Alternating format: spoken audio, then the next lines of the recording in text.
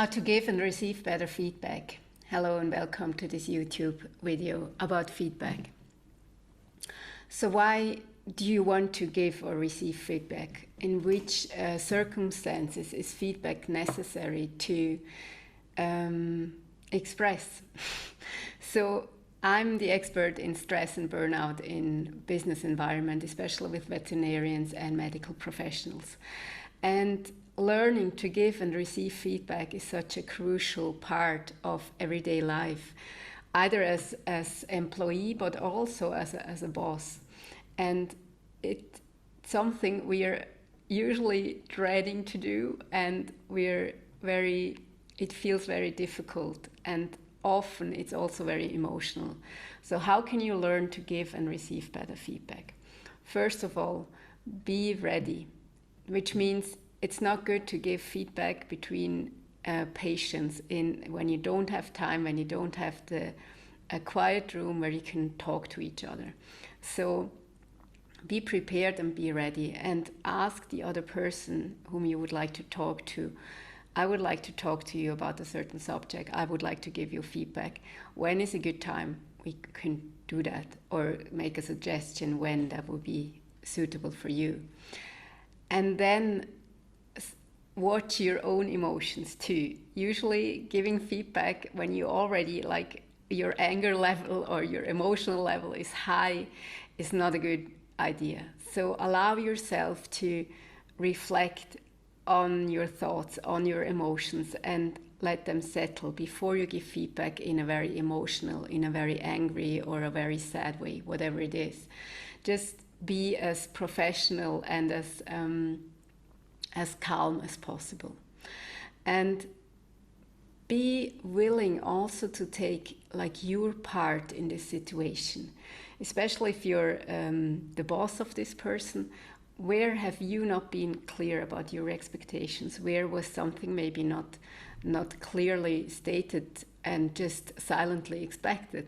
So be also honest with yourself and take your responsibility in this situation, and that helps the other person to open up. So it shouldn't be the shame blame game, but it should be giving the possibility to give you a better understanding of the situation, and a possibility to learn from the situation and set up measures and systems which help you to react in a better way in the future if a similar situation occurs. And that's what this whole conversation is about. You have the goal to be able to solve this problem and to have systems in place which prevent this problem from occurring again. And a big part of giving feedback is being able to listen. So it's not only sharing what you observe. It's not you always do this and this, or why can't you, but it's I have seen you in this situation, and what was going on with you there, or I have a critique about this situation. What happened with you, and why did you act the way you did? And my expectation is that it goes this way. And then see how the other person reacts, see what they have to tell, and what's going on with them. And very often when you get the whole picture of what's going on in this person's life and why they were acting, or maybe even why they were making this mistake from your perspective, it gets so much bigger, the picture, and it stops playing the blame and shame game, and it helps you to get a clear understanding of the situation.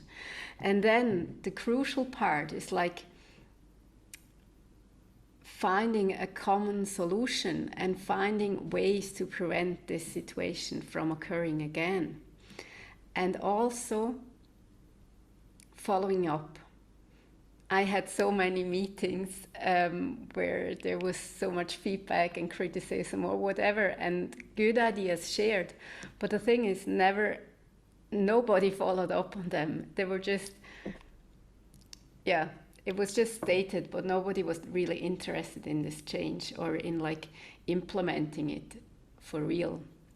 So that's really a good part, because when the employee or the other person sees that you have a real interest in changing situations which are problematic and in preventing mistakes, this person will be on board, because nobody makes mistake for deliberately. Nobody wants to make mistakes. So it's really important to take this learning and implement a change. Ask for good advice, or like how this can be prevented or how things could be made differently, and then follow up on this.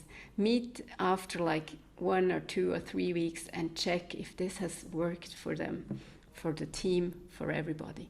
And that's such a crucial part in this whole conversation, because otherwise it's really just a criticism, a judgment, a shame blame game, and that's for no use. You won't motivate yourself, you won't motivate your employees, and nobody wins.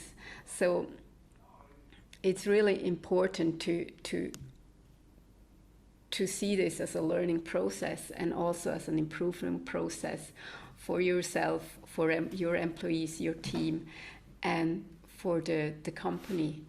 So feedback shouldn't be so, you shouldn't be afraid of giving feedback, and it's something you can learn. It's required in courageous leadership, and the more you open up and the more you are able to listen also, the better feedback you will be able to give and receive, and the better your team will be working. I wish you a nice day.